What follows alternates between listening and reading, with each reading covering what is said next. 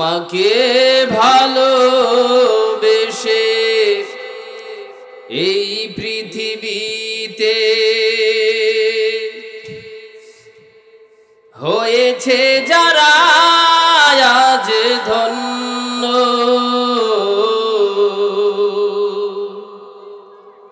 পৃথিবীর সব সুখ আল্লাহর সন্তোষ শুধু তার জন্য, পৃথিবীর সব সুখ আল্লাহর সন্তোষ শুধু তার জন্য। মাকে ভালোবেসে এই পৃথিবীতে হয়েছে যারা আজ ধন্য, পৃথিবীর সব সুখ আল্লাহর সন্তোষ শুধু তার জন্য, পৃথিবীর সব সুখ আল্লাহর সন্তোষ শুধু তার জন্য। বাইজিদ বুস্তামি খোদার হলো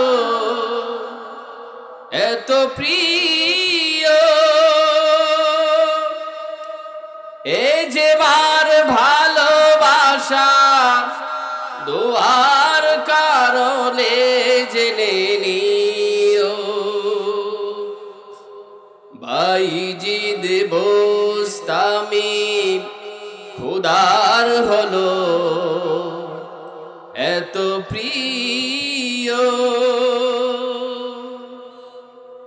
এ যে মার ভালোবাসা দোয়ার কারণে জেনে নিও। মার ভালোবাসা পেলে খোদার রহম মেলে, মার ভালোবাসা পেলে খোদার রহম মেলে, হবে তুমি জগত অনন্য, পৃথিবীর সব সুখ আল্লাহর সন্তোষ শুধু তার জন্য, পৃথিবীর সব সুখ আল্লাহর সন্তোষ শুধু তার জন্য। মাকে ভালোবেসে এই পৃথিবীতে হয়েছে যারা আজ ধন্য, পৃথিবীর সব সুখ আল্লাহর সন্তোষ শুধু তার জন্য, পৃথিবীর সব সুখ আল্লাহর সন্তোষ শুধু তার জন্য।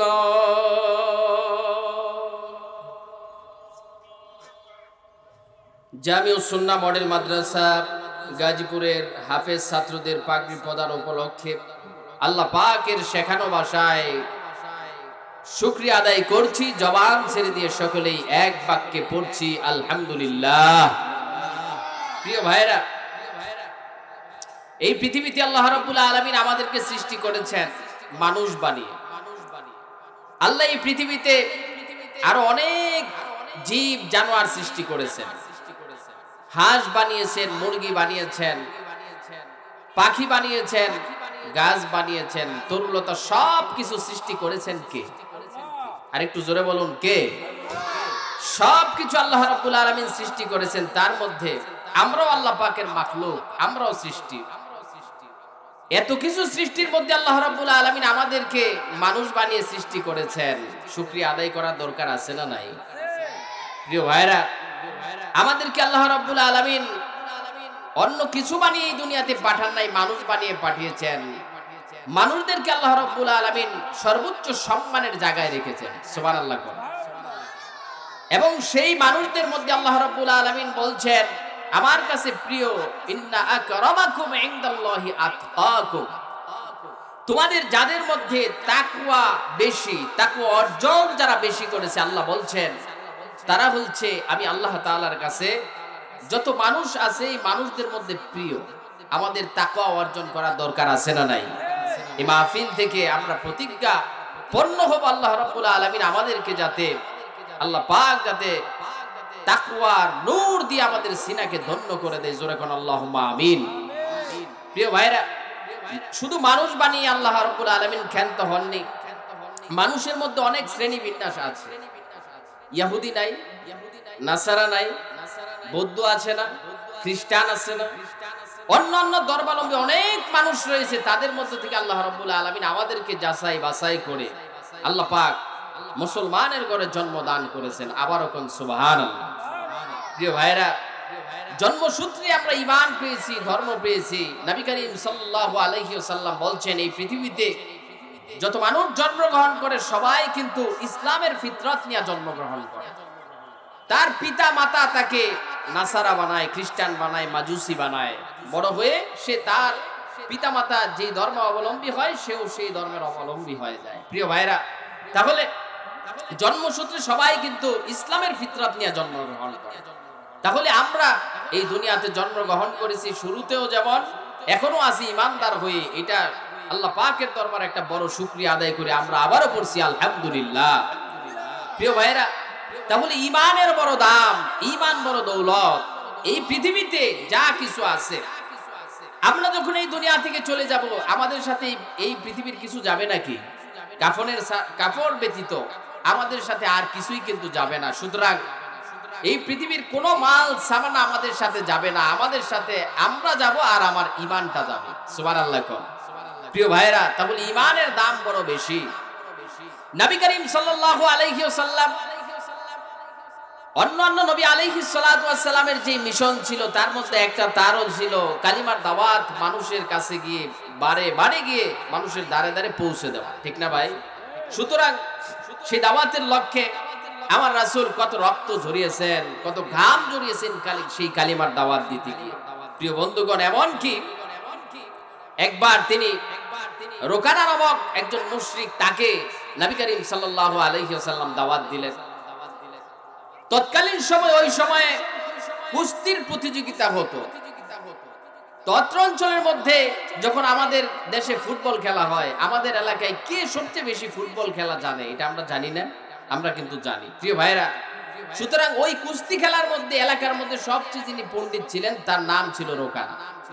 আমার ভাইরা, নবী করিম সাল্লাল্লাহু আলাইহি ওয়াসাল্লাম চলে গেলেন তাকে দাওয়াত দেওয়ার জন্য। দাওয়াত দিলেন, রোকানা তুমি কালিমা গ্রহণ করো, ইসলাম ধর্ম গ্রহণ করো, পড়ে নাও লা ইলাহা ইল্লাল্লাহু মুহাম্মাদুর রাসূলুল্লাহ তুফলিহুন, তুমি সফল হয়ে যাবে। সুবহানাল্লাহ। কর আমার ভাইয়েরা, আমার বন্ধুগণ, শুধু তাই নয়, আমার রাসূল দাওয়াত দিতে দিতে রোকানা পর্যন্ত যখন পৌঁছায় গেলেন, রোকানার কানের মধ্যে যখন আওয়াজ পৌঁছায় দিলেন, রোকানা রে তুমি ইসলাম ধর্ম গ্রহণ করে নাও, কবুল করে নাও, তুমি কালিমা পড়ে নাও, তুমি যদি কালিমাটা পড়ে নাও তুমি সফল হয়ে যাবে, দুনিয়াতেও তুমি সফল হয়ে যাবে, আল্লাহ তাআলা তোমার জন্য আখিরাতটাকেও সুন্দর বানায় দিবে। আমার ভাইয়েরা, রোকানাকে যখন এই কথাটা বলা হলো, আমার রাসূল যখন বললেন রোকানা দুনিয়াতে তুমি শান্তি পাবে, মর্যাদা পাবে, আর আখিরাতে পাবে, এটা নিশ্চিত আমি রাসূল তোমারে জানাই দিলাম। আমার ভাইয়েরা, রোকানার সাথে সাথে ডাক দিয়া বলল, ও মুহাম্মদ, তুমি যে আমাকে কালিমার দাওয়াত দিয়েছ, ইসলামের দাওয়াত দিয়েছ, তুমি আমাকে জান্নাতের কথা বলেছ, পরকালে আমি জান্নাত পাবো, আল্লাহ তাআলা আমাকে জান্নাত দান করবেন। কিন্তু মুশরিকদের সবচেয়ে বড় একটা ডায়লগ হলো, নগদ যা পাও হাত পেতে নাও, বাকির খাতায় শূন্য থাক। নাউজুবিল্লাহ। অর্থাৎ তারা নগদে বিশ্বাস করে, তারা কিন্তু বাকিতে বিশ্বাস করে না। বাকিতে তাকে কি দেওয়া হবে, অর্থাৎ জান্নাত কি দুনিয়াতে না আখেরাতে? আর একটু জোরে কোন, দুনিয়াতে না আখেরাতে? সুতরাং মুশরিক হিসাবে সে বলল এটা তো বাকির খাতা, অর্থাৎ পরকালে আমি কি পাবো কি পাবো না, ও মুহাম্মদ সেটা আমি জানতে চাই না, সেটা আমার মূল প্রতিপাদ্য বিষয় নয়। আমি নগদে কি পাবো সেটা আমারে বলো, তারপরে দেখি কালিমা গ্রহণ করা যায় কিনা। সুবহানাল্লাহ। আমার ভাইরা, আমার রাসূল সাথে সাথে ডাক দিয়া বললেন, তোমাকে বললাম রোকানা কালিমা গ্রহণ করো, তুমি চাইলা কি হবে? আমি বললাম বিনিময়ে জান্নাত পাবে, আল্লাহ তাআলা তোমাকে একটা জান্নাত দান করবেন। আর তুমি সাথে সাথে বললা বাকিতে জিনিস তুমি পছন্দ করো না, বিশ্বাসও করো না। ও রোকানা, ঠিক আছে তাহলে সুতরাং শুনে রাখো, নগদে দুনিয়াতে যেই জিনিসটা পাবে সেটা হলো তুমি আল্লাহ তাআলা তোমাকে ঈমানি শক্তি দান করবে। সুবহানাল্লাহ। রুকানা পাবে ঈমানি শক্তি যদি কালিমা গ্রহণ করে। আমার রাসূল বললেন জান্নাত পাবে, সে বিশ্বাস করলো না, জান্নাতের দরকার নাই, নগদে কি পাবো বলেন? আমার রাসূল তখন বললেন, রুকানা তুমি নগদে যেই জিনিসটা পাবে তুমি তো ঈমানি শক্তি পাবে। রুকানার সাথে সাথে ডাক দিয়া বলল, ও মুহাম্মদ তুমি এটা কেমন কথা বললে? তুমি তো অন্ততপক্ষে জানো অত্রাঞ্চলের কোন মানুষ আমার সাথে কুস্তি দিয়া পারে না, আজ পর্যন্ত আমাকে কেউ হারাতে পারে নাই, সুতরাং আমার শরীরে তো এমনিতেই অনেক শক্তির বেশি। নাউজুবিল্লাহ। এমনিতেই তো আমি অনেক শক্তিশালী মানুষ, সুতরাং তুমি যে বললে আমাকে ঈমানি শক্তি দান করবে, ঈমানি শক্তিটা আবার কি?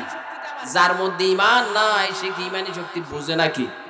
আরেকটু জোরে কোন, বুঝে? সে তো ঈমানি শক্তিটা বুঝেই না।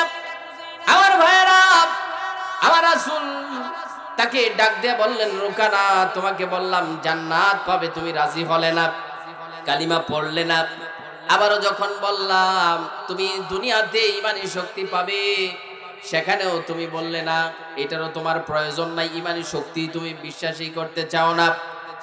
ও রুকানা বলো, তোমাকে আমি মুহাম্মদ একটা কন্ডিশন দিলাম, বলো তো তুমি কি আমি মুহাম্মদের সাথে কুস্তি দিয়া পারবা নাকি? সুবহানাল্লাহ। আমার রাসূল তো নরম প্রকৃতির মানুষ ছিলেন, মানুষের সাথে কোমলভাবে কথা বলতেন, রুষ্ট তিনি ব্যবহার করতেন না, আখলাকে হাসানা দিয়ে আল্লাহ ভরপুর করেছে। সুবহানাল্লাহ। আমার ভাইরা, সুতরাং আমার রাসূল যখন বললেন, ও রুকানা সুতরাং আমি নবী তোমাকে চ্যালেঞ্জ করলাম, তোমার শরীরে যে এত শক্তি তুমি দাবি করে বসেছ, আসো আমি মুহাম্মদের সাথে তুমি কুস্তি দিয়া পারবা নাকি? রুকানা তো খিলখিল করে হেসে দিল। নাউজুবিল্লাহ। আমার ভাইরা, রুকানা চিন্তা করল মুহাম্মদ এটা কেমন কথা বলেছে, আমার সাথে নাকি কুস্তি দিবে? অত্রাঞ্চলের কোন মানুষ তো আমার সাথে আজ পর্যন্ত কুস্তি দিয়া পারে না, সুতরাং মুহাম্মদ তো এটা হাসার কথা বলে দিল। রুকানা হেসে দিল, খেল তামাশায় কথাকে উড়িয়ে দিল। রুকানা বলল, আমি 100% রাজি, তবে একটা কন্ডিশন আছে। আমার রাসূল বললেন, রুকানা তোমার সাথে আমি কুস্তি দিব, তবে 4 দেয়ালের ভিতরে নয়, জনসম্মুখে একটা মাঠের মধ্যে কুস্তি হবে। খেলা জমবে কি জমবে না? আমার ভাইরা, রুকানা বলবে আমি ওইটা চাই, আমিও চাই 4 দেয়ালের আবদ্ধ জায়গার মধ্যে তোমার সাথে আমি কুস্তি দিব না, আমি চাই বিশাল বড় একটা ময়দানের মধ্যে তোমার সাথে আমি কুস্তি দিতে চাই। আমার রাসূল ডাক দিয়া বলল, রুকানা রে শুনে নাও, এমনকি তোমার সাথে একটা কন্ডিশন হয়ে যাবে, তুমি তো নিজেকে অনেক শক্তিশালী মনে করো। ও রুকানা শোনো, আমি মুহাম্মদ যদি তোমার সাথে কুস্তি দিয়ে জিতে যাই, তবে বলো তুমি আমার কালিমা পড়ে মুসলমান হয়ে যাওয়া লাগবে। আল্লাহু আকবার। আমার ভাইরা, রুকানাও বলল, মুহাম্মদ ঠিক আছে আমি কন্ডিশন গ্রহণ করলাম, আর যদি তুমি আমার সাথে কুস্তিতে না পারো, তোমারও কিন্তু কালিমা ছেড়ে দিয়ে আমাদের ধর্ম গ্রহণ করা লাগবে। নাউজুবিল্লাহ। আমার ভাইরা, একটু ঈমানের আওয়াজ দিয়া বলেন তো, এই যে কন্ডিশন হয়ে গেল, রুকানা বলল তার ভাষ্য অনুযায়ী সে রাসূলের উপরে বিজয় লাভ করবে। আর আবার রাসূল বললেন আমি তোমার উপর বিজয় লাভ করব ইনশাআল্লাহ। এখন ঈমানের আওয়াজ দিয়া বলেন তো এই প্রতিযোগিতার মধ্যে জিতবেন কে? আর একটু জোরে কর না, কে? আমার ভাইয়েরা, আমার রাসূল তো কোনোদিন মিথ্যা বলেন না, যা বলেন সত্য বলেন। মক্কার কাফেররা পর্যন্ত জানে রাসূল কোনোদিন তার জবান দিয়ে মিথ্যা কথা বলেন না। সুতরাং তার জবান দিয়া যা বের করে সেটা কবুল করে দেন কে? আর একটু আওয়াজ দিয়া বলেন কে? আমার ভাইয়েরা, সুতরাং রুকানা দাঁড়িয়ে গেল শুক্রবার দিন সকাল ৯টায়। কয়টায়? শুক্রবার দিন সকাল ৯টায়, উদাহরণ দিলাম আর কি। আমার ভাইয়েরা, মাঠের মধ্যে এক পাশে রুকানার দলের লোক অনেক ভারী, কারণ শয়তানের দলের লোক ভারী থাকে, ঠিক কিনা কম? ইমানদারের দলের লোক কম। আমার রাসূলের লোক সংখ্যা ছিল কম। আমার রাসূল দাঁড়িয়ে গেলেন এক পক্ষে, আর অন্য সাইডে দাঁড়িয়ে গেলেন রুকানা। দাঁড়িয়ে যে এখন কুস্তি শুরু হয়ে যাবে আমার ভাইয়েরা। সুতরাং রুকানা দলের লোকেরা হাসতে হাসতে আসলো। অত্র অঞ্চলের কোন মানুষ রুকানার সাথে আজ পর্যন্ত কুস্তি দিয়া পারে নাই। সুতরাং মুহাম্মদ পারবে নাকি? তাদের ধারণা হলো মুহাম্মদ তো কুস্তি দিয়া পারবে না। আমার ভাইয়েরা, সুতরাং এক পর্যায়ে দুজন মুখোমুখি হয়ে গেল। দুই গ্রুপের লোক দুই পাশে দাঁড়িয়ে গেল। এমন সময় আমার রাসূল বললেন রুকানা তুমি আগে আমারে ধরো। রুকানা বলল না মুহাম্মদ তুমি আগে আমারে ধরো। আমার রাসূল ডাক দিয়া বললেন ও রুকানা, না আমি মুহাম্মদ তোমাকে আগে ধরবো না, তুমি আমাকে তোমার সারা শরীরের শক্তি দিয়ে আমাকে চাপ দিয়া তুমি ধরো, আমি মুহাম্মদ প্রতিহত করব মাত্র। সুবহানাল্লাহ কর। আমার ভাইয়েরা, সুতরাং এক পর্যায়ে রুকানা আমার রাসূলকে চাপ দিয়া ধরেছে। চাপ দিয়া ধরতে ধরতে টাইট ফিট করে যখন ধরেছে, আমার রাসূল জিজ্ঞাসা করলো রুকানা তুমি কি তোমার শরীরের সব শক্তি দিয়ে আমাকে ধরেছো নাকি? রুকানা ডাক দিয়া বলল ও মুহাম্মদ, আমি আমার গোটা শরীরের শক্তি দিয়া তোমাকে চাপ দিয়া ধরেছি, বাপের বেটা হইলে পরে ছুটে যাও। আমার ভাইয়েরা, সুতরাং আমার রাসূল আর এক সেকেন্ড দেরি করলেন না। আমার রাসূল একটা ছাড়া দিলেন। রুকানা ইতিহাসের কিতাবের মধ্যে লেখা হয়েছে 10 হাত দূরে যায় ছিটকা পড়ছে। সুবহানাল্লাহ। আমার ভাইয়েরা, সুতরাং 10 হাত দূরে যে যখন ছিটকে পড়ে যায়, রুকানা জমিন থেকে উঠতেই পারে না। আর হতভম্ব হয়ে গেল, কি ব্যাপার, আমি কি দাদা খেয়ে খেলাম নাকি? আমি কি দাদা খেয়ে গেলাম নাকি? মনে হয় আমি বুঝতে পারি না আমি ভেলকি খেয়েছি। আবার যখন দাঁড়িয়ে গেল, রুকানার দলের লোকেদের চেহারার দিকে এখন তাকানো যায় না। চেহারাগুলো মলিন হয়ে গেল, চেহারাগুলো কালো হয়ে গেল, তাদের চেহারার দিকে তাকানো যায় না। আর সকলেই ডাক দিয়া বলছে ও মুহাম্মদ, ও রুকানা কি ব্যাপার, তুমি কি বেলকি খেয়ে গেলে নাকি? মুহাম্মাদের সাথে প্রথমবারই তুমি পারলে না, আমার মনে হয় হয় নাই, আবার তুমি ধরো। আমার ভাইয়েরা, রাসূলের কাছে আবার বলল, রুকানা বলল মুহাম্মদ প্রথমবার আমি মানি না, আমাকে আরেকটা চান্স দেওয়া হোক। আমার রাসূল বললেন ওয়েলকাম। সুবহানাল্লাহ কর। আমার ভাইয়েরা, সুতরাং দ্বিতীয়বার আবার আমার রাসূলকে ধরা হলো। আমার রাসূল ডাক দিয়ে বললেন রুকানা তুমি আমাকে ধরো। আবার যখন শক্ত করে ধরা হলো, আমার রাসূল রুকানায় ধরার পরে বলল রুকানা রে তুমি একে আমাকে মজবুত করে ধরেছ নাকি? রুকানা বলল হ্যাঁ হ্যাঁ হ্যাঁ ও মুহাম্মদ, আমি আমার সারা শরীরের শক্তি দিয়া তোমাকে চাপ দিয়া ধরেছি, এবার ছুটলে পারলে এবার ছুটে যাও। আমার ভাইয়েরা, সুতরাং এবার আবারও দ্বিতীয়বার আমার রাসূল আবার যখন রুকানাকে আরেকটা ঝাড়া দিলেন, এবার আর 10 হাত নয়, ছিটকে যায় 20 হাত দূরে পড়েছে। সুবহানাল্লাহ। আমার ভাইয়েরা, রুকানা আবার দাঁড়ায় গেল, আবার ডাক দিয়ে বলল মুহাম্মদ আমি মানি না, আমি বোধহয় ভুল করেছি, দাদা খেয়ে গেছি, আমি মানি না, আবার লড়তে চাই। আমার ভাইয়েরা, এবার আবার দাঁড়িয়ে গেল। এত মানুষ তাকিয়ে রইল, রুকানার দলের লোক যারা এতক্ষণ পর্যন্ত হাস্যোজ্জ্বল চেহারা নিয়ে এই জায়গার মধ্যে মুহাম্মদের বিপক্ষে দাঁড়িয়ে গিয়েছিল, এখন যায় না, তাদের চেহারাগুলো কালো হয়ে গেছে। আল্লাহু আকবার। আমার ভাইয়েরা, আমার বন্ধুগণ, সুতরাং এবার আবার কন্ডিশন দেওয়া হলো, আবার দাঁড়িয়ে গেল, আবার আমার রাসূলকে শক্ত করে ধরা হলো। আমার রাসূল বললেন, ও রুকানা, তুমি কি আমাকে শক্ত করে ধরেছো নাকি? এবার রুকানা ডাক দিয়া বলল, ও মুহাম্মদ, হা হা হা, আমার সারা শরীরের শক্তি দিয়া তোমাকে আমি চাপ দিয়ে ধরেছি, এবার পারলে ছুটে যাও। সুবহানাল্লাহ কর।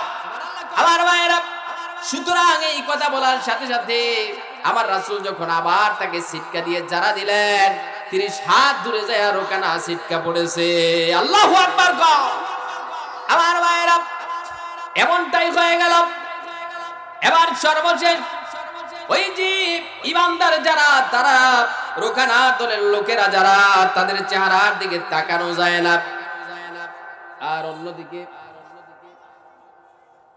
অন্যদিকে রাসূলের দলের যারা লোক ছিল তারা সকলেই হাসতে লাগলো।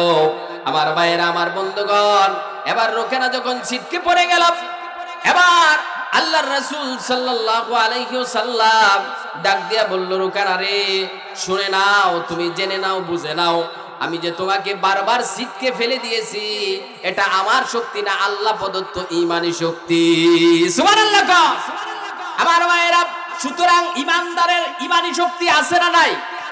এজন্যই তুই ইমানদারেরা ঈমানি শক্তি নিয়ে মাঝে মাঝে রাজপথে নেমে যায়, জীবনের মায়া করে না, ঠিক কি না? আমার ভাইয়েরা, ইমানদারেরা জেল জরিমানা হামলা মামলার চিন্তাও তারা করে না, তারা রাজপথে নেমে যায়। আমার রাসূলের উপর যখন আঘাত আসে, আমার রাসূলের মর্যাদার উপর যখন আঘাত আসে, বেঈমানেরা যখন আমার রাসূলকে নিয়ে কটাক্ষ করতে চায়, ইমানদারেরা ঈমানি শক্তি নিয়ে রাস্তায় নেমে যায় রাসূলের দুশমনকে দুনিয়া থেকে তাড়ায় দেওয়ার জন্য, ঠিক কি না?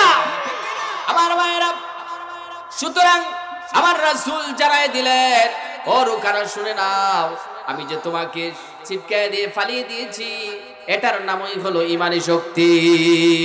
আমার ভাইয়েরা, সুতরাং আল্লাহ তাআলা বলছেন, ওয়াল্লাযীনা আমানু আশাদ্দু হুব্বাল লিল্লাহ। প্রকৃত ঈমানদার যারা, প্রকৃত মুমিন বান্দা বান্দি যারা, পৃথিবীর সব কিছুর চাইতে, তার সম্পদের চাইতে, তার ছেলে মেয়ের চাইতেও সব কিছুর চাইতে আমি আল্লাহ তাআলাকে বেশি মহব্বত করে। সুবহানাল্লাহ। আমার ভাইরা, সুতরাং এই সমস্ত মাহফিলগুলো আমাদের ঈমানকে তরতাজা করে, আমাদের ঈমানকে বাড়িয়ে দেয়, ঈমানের ভলিউমকে আগের তুলনায় বাড়িয়ে দেয়। এই মাহফিলগুলো শোনার দরকার আছে না নাই? আল্লাহ পাক যেন প্রত্যেকটি মাহফিলে অ্যাটেন্ড করে আলোচনাগুলো শুনে, গভীর মনোযোগের সাথে শুনে বুঝে আমল করবার মতন তৌফিক দান করেন। সকলে চিল্লায় বলুন আল্লাহুম্মা আমিন। ওয়া আখিরু দাওয়ানা আনিল হামদুলিল্লাহি রাব্বিল আলামিন। আসসালামু আলাইকুম ওয়া রাহমাতুল্লাহি ওয়া বারাকাতুহু।